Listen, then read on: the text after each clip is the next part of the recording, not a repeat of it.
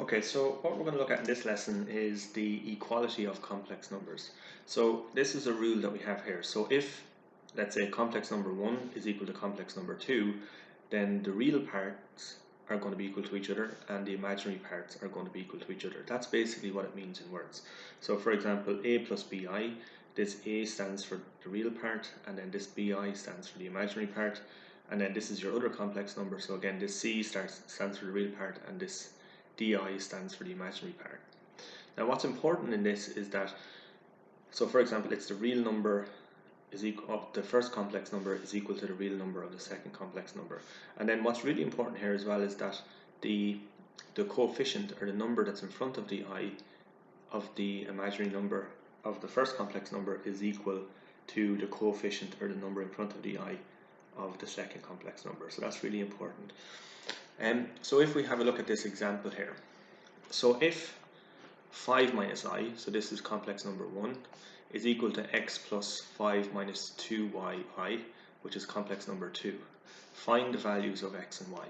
So what we're saying here is that, so this is complex number 1. Okay, so this is this complex number here. So this is complex number 1. So this here is the a part, and this here is the b part. Now remember, it's the 1 that's in front of this, so this means minus 1i. Okay, so remember there's a 1 in front of that, so therefore this here is going to be b. Okay, the 1 is the b. Okay, so for example, and then if we look at this one here, so this is complex number 2. So in complex number 2, this part here, so this part here is so this part here is c. Okay, and then this whole thing here, x minus 2y, that's equal to the imaginary part d, like so. And what we can do then, using this second part, so if these complex numbers are equal to each other, then the real parts will be equal to each other, and the number, the coefficient in front of the imaginary parts will be equal to each other as well. So we can use this then to start to try and solve for x or for y. So what we can say is that a is equal to c, so in this case a is equal to 5, so 5 is equal to c. So what we can say then is that in the case of this number, so 5 is equal to c, and c in this case is just x. So what we found out then is, so we're finding the value for x. So if this real part is equal to this real part, then what we've figured out is that the value for x is equal to 5. So therefore that's the first one, so x is equal to 5. Now if we look at the second part then, so we let the coefficient in front of the imaginary number b is equal to d. So in this case, so b is minus 1. So what we're saying then is minus 1 is equal to d. Okay, so d is 5 minus 2y. So it's 5 minus 2y. So in this case, we're just so the coefficient that's in front of the imaginary number is this whole thing. So it's 5 minus 2y. So now what we can do is we can start to look and solve for y. So see the way we have minus 2y here. So what we want to do is we want to get this on its own. So the first thing we need to do is we need to get rid of the numbers around 2y. So we can see here we have plus 5. So I want to get rid of that plus 5. So I'm going to have to minus 5 from this side of the equal sign, and then I'll have to minus 5 from this side as well. So what's going to happen then is these two guys will cancel out, and we're going to have 2y is equal to, so plus 5 minus 5, they just cancel out, and you're just left with 2y. And then you have minus 6 minus 5, sorry, minus 1 minus 5, which is equal to minus 6. So now, so this means 2 multiplied by y. So what we want to do is get rid of the 2 in front of here. So I'm going to have to divide this side by 2. And if I divide this side by 2, I have to divide this side by 2. So what will happen is these two 2's here will cancel out. So this is minus 2, should I say? So we have to divide this by minus 2 and divide this by minus 2. So these two will cancel out, and you'll just be left with y. So what we're doing here is minus 2 divided by minus 2 will just be plus 1y. Now you don't need to put the 1 in front of it. Is equal to minus 6 divided by minus 2 would be just equal to plus 3. So what we found out then here is that y is equal to 3. Using this rule, the equality of complex numbers, when one complex number is equal to the other, we're able to take these two complex numbers and we're able to solve for the unknown x and the unknown y. And that's what we've done here. So your answers then for this, so x is equal to 5 and y is equal to 3.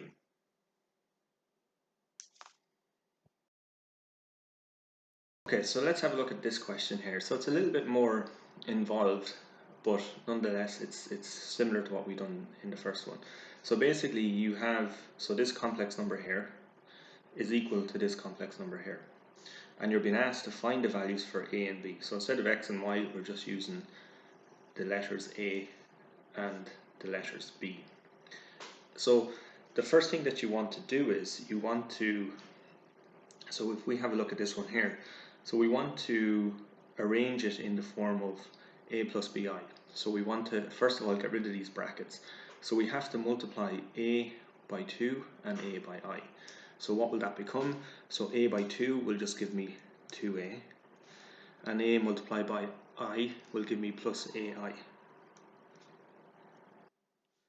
Plus 8 minus bi is equal to 5b minus 3 minus I, like so. So what we want to do then is we want to, so if we have a look at this one here, we want to collect up the real parts on the left and the imaginary parts on the right for this particular complex number. So if we have a look, what are the real parts? So the real parts are 2a and plus 8. Okay, so 2a and plus 8.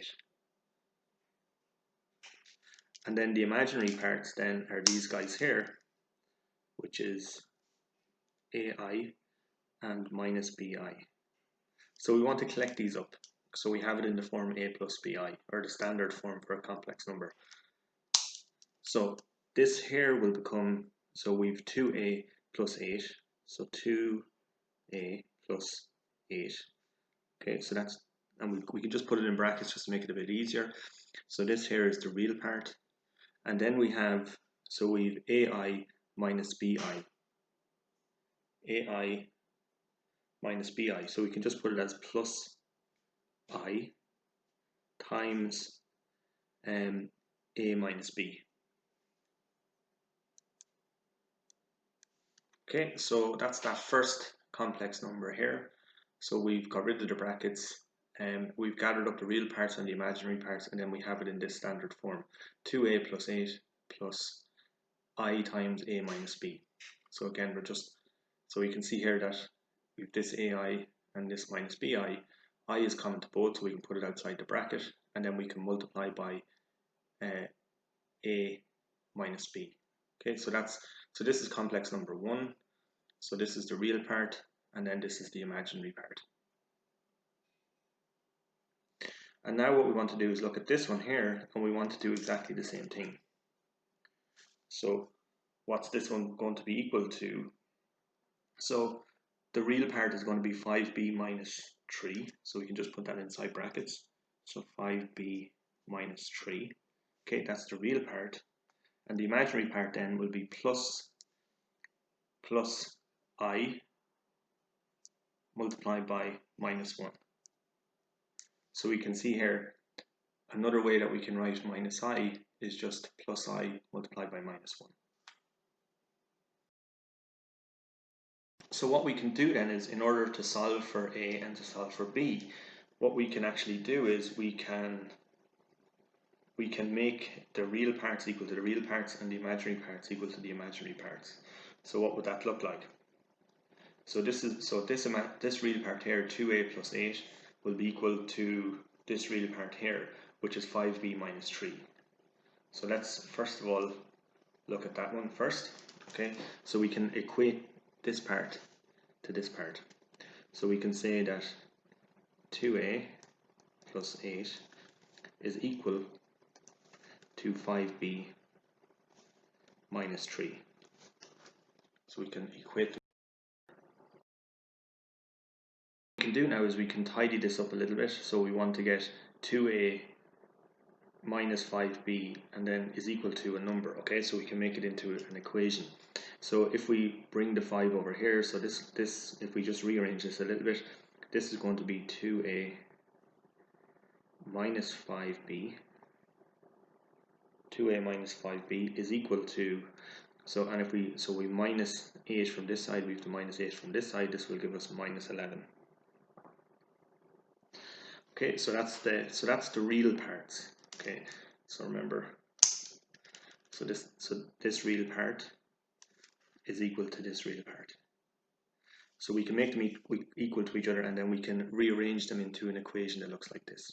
And we can call this equation 1. Okay, so that's equation 1. And then we can do exactly the same for the imaginary parts then as well. So imagine this, I'll just say this is the real part.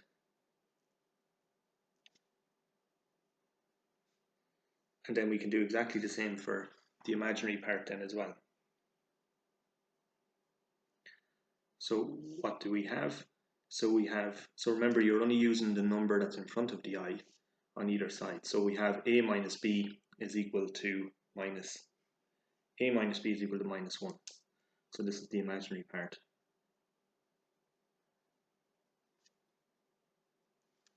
So we can say that a minus b is equal to minus 1, like so.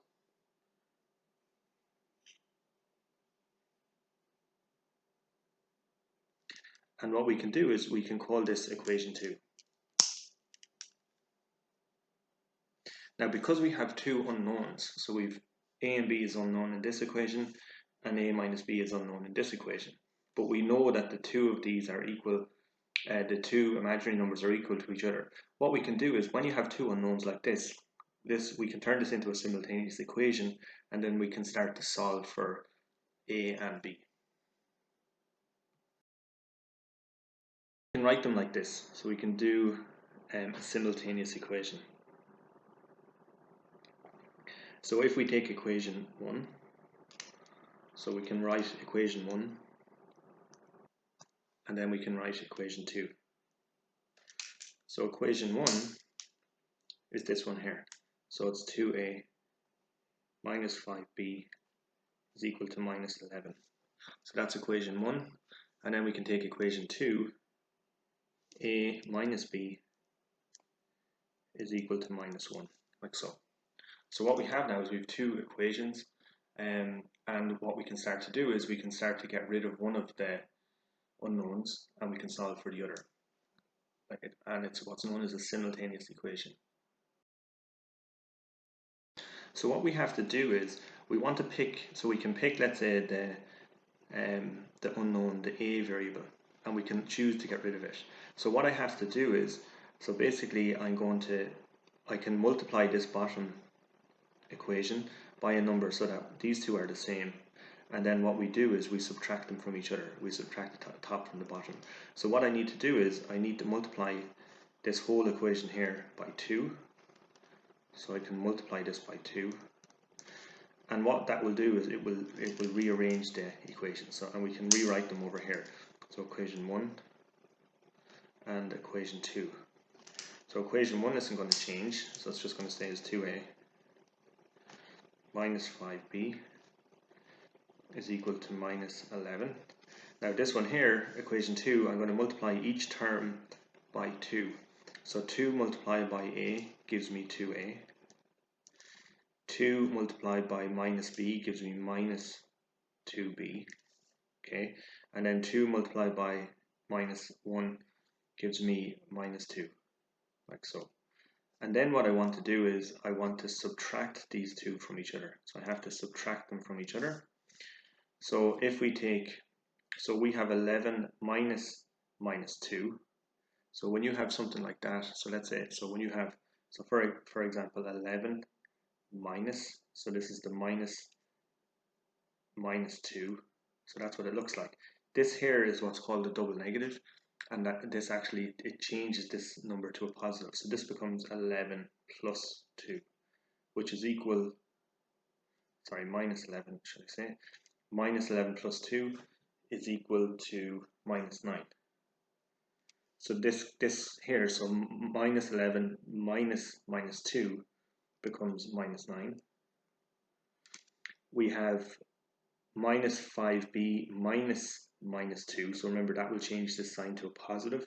So it'll be minus 5b plus 2b will just leave us with minus 3b.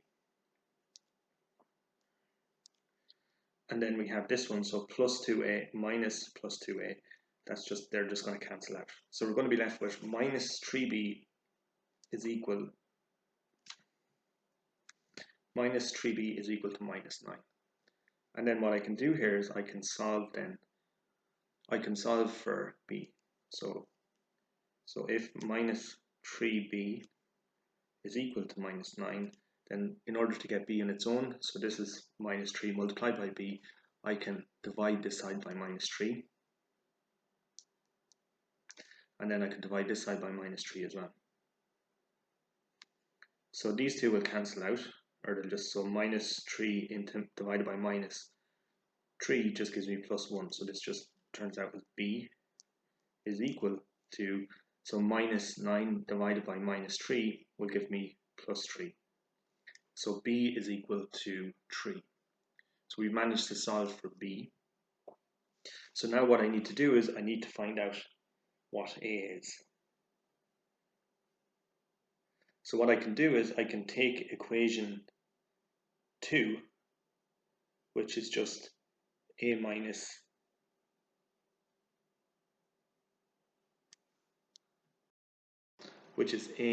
b is equal to minus 1.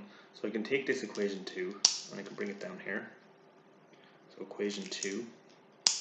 So you have a minus b is equal to minus 1. And we've found our value for b here, which is just b is equal to 3. And then what I can do is I can substitute this value into this equation here where b is, and then I can solve for a. So if I take this value and substitute it into equation 2, I can then solve for a. So what will that look like? It'll be a minus, and then we just put in our value for b, which is 3, is equal to minus 1. And then what I can do is I can start to solve for a. So I want to get rid of this minus 3 from this side, so I just add 3. If I add 3 on this side, I have to add 3 on this side. And then what's going to happen is, so minus 3 plus 3, they'll just cancel out, and it'll just leave you with a on this side. So a is equal to minus 1 plus 3. So if I'm on minus 1 and I plus 3, I'm going to end up on 2. So therefore a is equal to 2. So what we've found out here, we've went through this and we've solved for a and we've solved for b. So the answer then, so your answer, so a is equal to 2 and b is equal to 3. Okay, and this is just, so what you can do is you can make equation or complex numbers equal, like when complex numbers are equal to each other, then you can start to use algebra and solve for either or. So hopefully that makes sense. So have a look at the, just, you know, go through it a few times if you need to, just so you can make sense of it, and we will have a look then at some questions. Okay, thank you for listening.